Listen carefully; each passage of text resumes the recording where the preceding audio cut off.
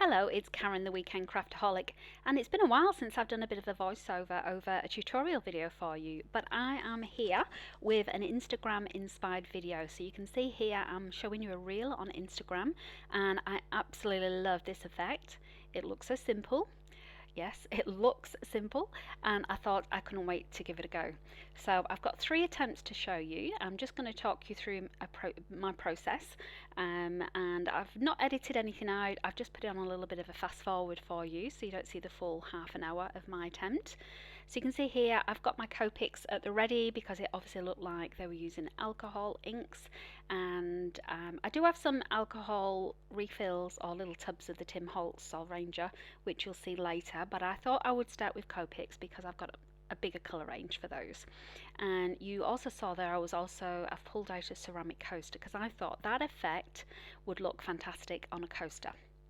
So that's what I was aiming for. Now it is a ceramic coaster, so I didn't actually think about the surface initially. So this is my first attempt, which was obviously a fail because I needed to do a few more attempts. So I decided to still go with very similar to the the Instagram inspired reel, where they had a bit of a gradient with the love heart. You can see here I just wanted the full circle of the coaster covered, and I thought this would look gorgeous with those little effects of the flowers sitting on top with the gold. So just about finished here, colouring it in. Now some of my Copics, you could feel them being squeezed out of every last bit of ink. It wasn't very good at all with some of them. I definitely need to refill now. Then just going back here, just I'm going to have a look at how they've done that technique with the heat gun as well. So I've got a rose gold alcohol refill here, or alcohol ink, and you can see as I put it straight on. Now it is one of the mixatives, that's the word for it. So you can see as I'm putting it on here, it looks very thick. It goes on very thick, and it doesn't have much movement at all. So this is when I realised, and I should have realised a lot sooner, that the surface I was putting it on was very porous, and so my alcohol Copic inks were just going straight into it. The mixatives were just sitting on top, and even here I thought, okay, well, what if I use some blending solution to thin it out? Would that work? So attempt number 2, I thought I'd stick with just 2 shades of these alcohol inks, and I've got a coaster here. It's just a wooden one that I'd prepped for sublimation, which meant I just painted it with some white acrylic paint, and then I've heat set a laminate sheet on top, so I've got a glossy surface. So now you see that I am actually getting some movement with the ink. It is flowing around, and I'm almost practicing at this stage moving that heat gun in from all directions just to confuse that ink as it's flowing around, to give me those lines. I know there's a word to describe those edges, but that's the style that I absolutely love, that I was going for with the rose petals. But as you can see, I was almost getting that just with the background as it was. And even though I'd heat set the laminate sheet on top, putting the heat gun on again to spread around those alcohol inks didn't affect it in any way. I did worry if it was going to start bubbling up or not, but it was absolutely fine. And so now I think, okay, my background is done. Let's try turning these into some little flowers. And I had the same issue. The mixative just sat on top. This one was a silver one that I tried just to see if that would work any better. I then used one of the I can't think of the name, but I'll put it down below, more of like a translucent one, so it just gives a bit of a glittery effect, because I thought this is a bit thinner, this is going to work better, because it's just going to give that little sparkle and shine instead. And it did move around a lot more, and you see it did leave a bit of a lighter impression underneath, a bit like it does with the blending solution. But another fail for me, unfortunately. And I was a little bit annoyed with myself because I thought, why did I keep trying? Because that background I absolutely loved until I got to that. So now, instead of putting a lot of the alcohol ink on for my 3rd attempt, I thought I would just do it a little bit at a time. See if maybe that makes a difference, spreading it around. But as you can see here, the pressure from the heat gun just instantly spread it then around. So I was getting a lot more of those lines, those shadow effects at the edges of the ink pattern. But at this point I'm thinking this is an Instagram inspired fail. It's one of those things that you see and you think looks too good to be true. Obviously takes a lot more practice than 3 attempts, and still love the overall effect. And I'll link to the Instagram channel down below because I'm a massive fan. So many things they post I save, watercolours. It looks absolutely fantastic.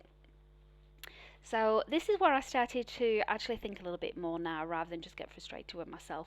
I've put some more of the blending solution on, and I am really liking this effect now. It seems to be improving as I go along, so I do keep persevering with this. And spoiler alert, I do end up with a couple of coasters at the end of this that I will use and I do like, so it wasn't a complete waste.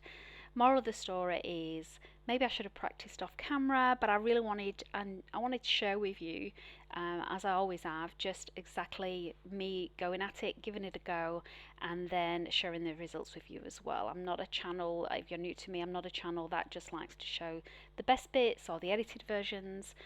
What you see is everything that I've tried, usually just sped up a little bit because it does take time to achieve these things.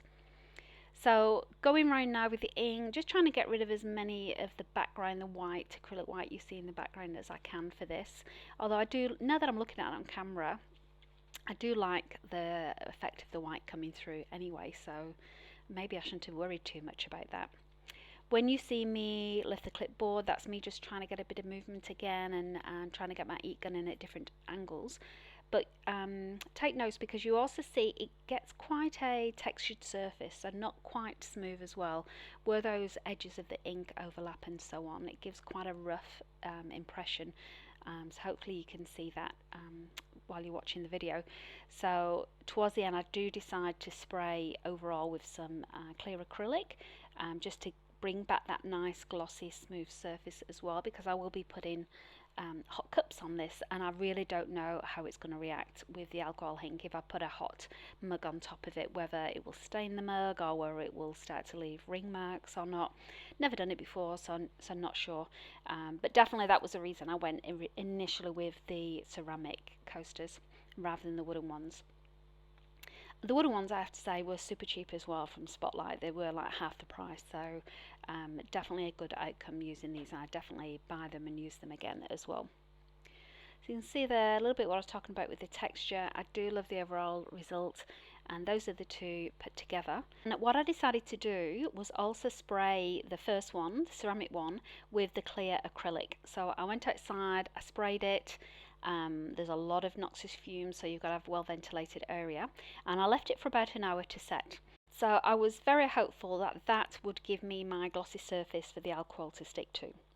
And in the same time, I knew this mixative thickness, it was just too gluggy, it was too gelish, and so I thought if I use this little bottle and mix it with some of the alcohol blending solution, it would potentially thin out that mixative as well, so I could still use it.